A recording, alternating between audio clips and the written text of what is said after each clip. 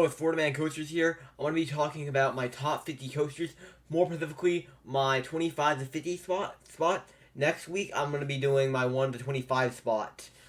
But let's start talking about my favorites. The criteria of this list will, of course, be what are the best rides in my opinion. Of course, this is all my opinion. Of course, subjective. It's all subjective. The majority of you guys will disagree with my opinions because, of course, they're opinions. But on some of the criteria is just how good the coasters are. I put in some of the operations, and I've currently went on about 300 different roller coasters around North America. So I'm going to be ranking coasters in Canada and the US. And if you guys liked the video, remember to like, comment, and subscribe. And let's get into it. At number 50 is Mind Blower at Fun Spot Kissimmee. Mind Blower, I just recently got back on it when it had gotten its restrike. And the ride is a decent bit, a lot smoother than it used to be. And it gives great forces like it used to. And just generally, it's a very good ride with very good forces, a great first drop.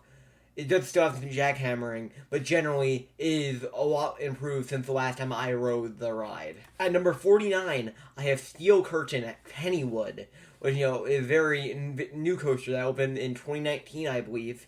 And I rode that in 2022, and during my rides, I really like the forces, the sense of speed, the hang time gives on some of the inversions, and just generally the combination of elements. I think Joe Draves did very good on the ride, and I can really only praise the ride and its execution, even if some people would disagree.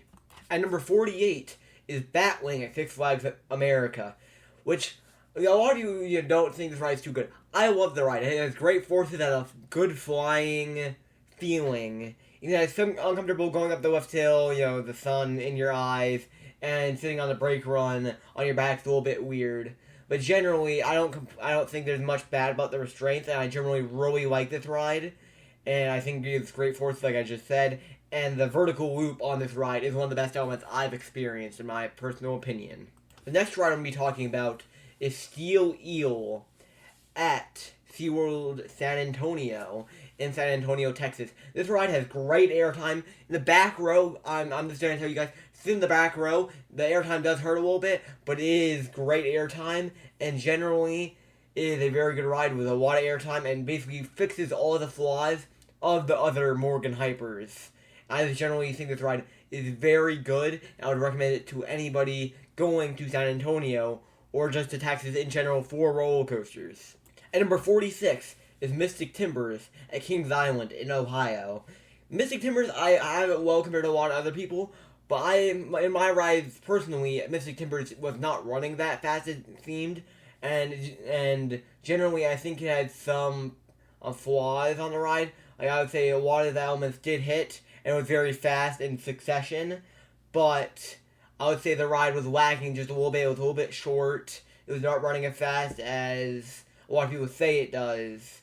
And I think that's partially just because it was near the morning, so I assume that's why. But I'm going off my personal experience with the ride. At number 45 is one of my home parks roller coasters, Kraken at SeaWorld Orlando. Kraken is my favorite B&M floorless coaster that I've ridden in America, and has great forces. The drop is not that good, of course, but the vertical loop, the dive loop, the 0G roll is great. The cobra roll is good. The second vertical loop gives great forces. The finale is a little bit underwhelming, but still, the rest of the ride is so great that I can ignore its not as good ending as other B&M floorlesses. At number 44, I have Silver Bullet at Knott's Berry Farm. A great B&M invert, not my favorite B&M invert, but it is still a great B&M invert. Has great force. It was flying the day that I went. It was flying through the layout. Great forces, scenic ride, looks really nice. A staple of the front of Knott's Berry Farm. I just really like this ride, and I think it's really good. And I would recommend it if you are going to Knott's Berry Farm to ride the ride, because it does have some good forces. At number 43 is Ride of Steel at Darien Lake. Ride of Steel is a very good ride. It has good airtime on the drop, especially in the back row, and I would say it's back row ride, and on the first airtime hill, very good airtime. And then of course the helix, but then the second big airtime hill gives you great ejector airtime, and the finale of this ride is also great after the second helix. The finale of this ride really ended up on a high note. At number 42 is New Texas Giant at Six Flags Over Texas. In the few rides I got on this ride, I really liked its forces. It is a lot tamer than other RMCs, but it seems is a lot longer of a layout and has a lot more airtime than a majority of RMCs. And it generally has a longer ride time, which is part of the reason I put it. I have it as one of the lower RMCs, but I still really like this ride because, of course, it is an RMC coaster. It will almost always be good, in my opinion. At number 41 is King Da Ka at Six Flags Great Adventure. This ride has a great launch, the world's tallest roller coaster. Great launch, great view when you're up on the top of it. It even gives you some good airtime going up the top hat, or going over the top hat, and flying back down. And generally great in the front row, great everywhere. This ride is a very great adrenaline rush. And it's generally, even that it should be longer, but of course, just the ride how it is now, it is still great. At number 40 is Texas Stingray at SeaWorld San Antonio, my favorite Great Coasters International roller coaster.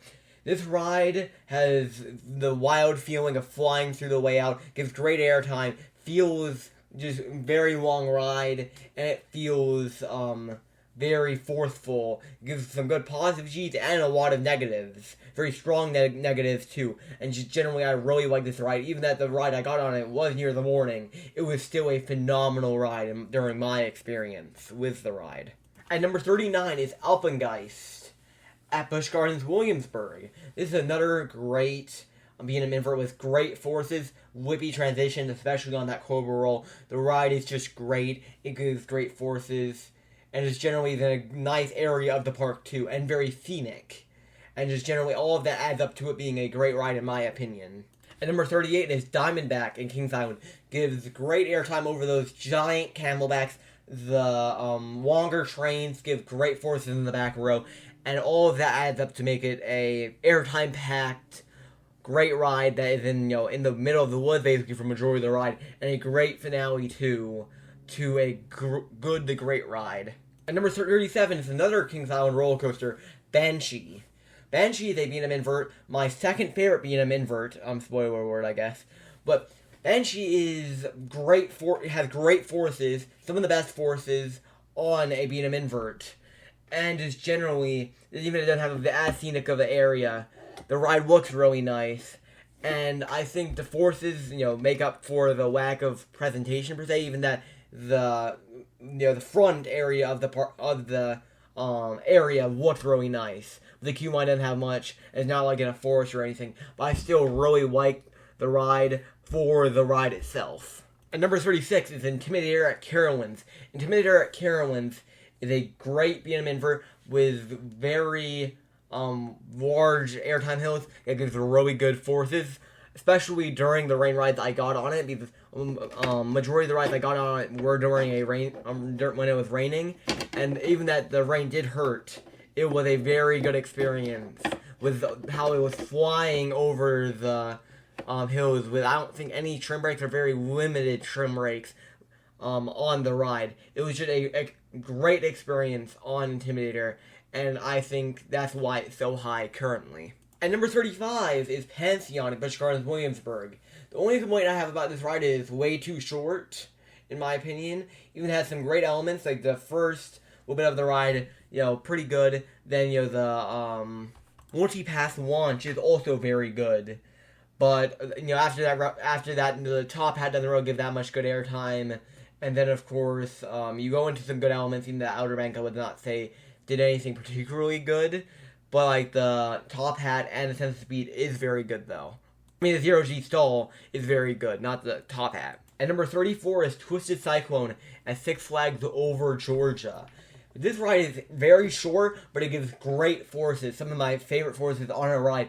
So aggressive in the airtime, in the strength of the airtime. And it's generally, even though it's a short ride, your thighs are gonna hurt a little bit after getting off the ride due to the strong forces that I love from RMC. And number 33 is a pick that majority of people wouldn't have on their top 50 list. It is Comet at Great Escape, which I think this ride is really good. It gave great airtime and had great scenery around it. Gave great airtime, gave great laterals. The very minimal restraints are also great. I think the ride generally is very good, and I really think PTC is one of my favorite PTC coasters around today. I just think the ride is very good. At number 32 is Wonder Woman Golden Lasso Coaster, and at 31 is Railblazer. Both these rides are the same, of course, they're clones, but they're very, very good. Short rides, but they give incredible forces during those short amount of ride time. It gives great forces, great drops, just very rapid throughout its whole way out, which I love that about the ride. At number 30 is Lightning Rod at Dollywood. Lightning Rod is a great ride, and I think that it does get overrated a little bit. In my experiences, it did jackhammer a lot. Even after the iBox, getting the iBox track on it, I still think that it is kind of a rough ride, and especially in the first half. I still really like the ride's forces, but I think the roughness takes away a lot from the ride. And it would be probably top 20 if the first half, one of the best parts of the ride, was not jackhammering 24/7. At number 29 is Iron Rattler at Six Flags Fiesta, Texas. This ride has a great drop, two great drops actually, and even the quarry section is a little bit slow. I think the rest of the ride makes up for that, and generally has two great drops, good airtime, just generally a great inversion. I think the ride just generally is very great. At number 28 is Storm Runner at Hershey Park. This ride has a very good launch. Of course, hydraulic launch, it would make sense. And generally, I think that the water things very well. They're very rapid way out. You fly through the flying snake dive and all the other inversions on the ride, and they give you also there's great airtime, great inversion, flying through those inversions.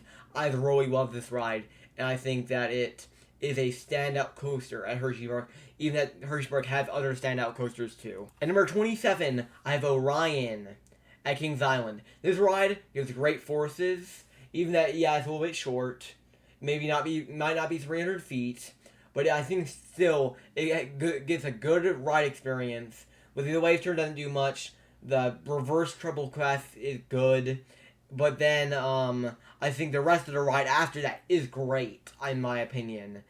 When you get to the smaller elements on the ride, I think that's where it really excels, in my opinion. And here's the last ride of this video until I do my top 25 later on this month. At number 26, I have Magnum XL 200. Which this ride gives great airtime with the triangular hills. I think even the first half of the ride is really good. The turnaround feels a little bit awkward, but the first half of the ride gives great floater airtime, and then the second half gives great ejector airtime. I think this ride is just really great overall, and so in the back row, in any row, this ride is great, and I wish I could put it higher, but there's just too many good coasters in front of it on this list. So if you guys enjoyed this video, remember to like, comment, and subscribe. And hopefully I see you guys in the next video. Peace.